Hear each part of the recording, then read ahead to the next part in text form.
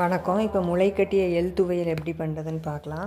இதுக்கு தேவையான பொருட்கள்: 1 டேபிள் ஸ்பூன் எள் முளை கட்டியது, சிறிய தேங்காயில் கால்வாசி தேங்காய், 1 துண்டு இஞ்சி, 1 பல் பூண்டு, 1 வெங்காயம், சின்ன வெங்காயம், 2 நெல்லிக்காய், 1 தக்காளி.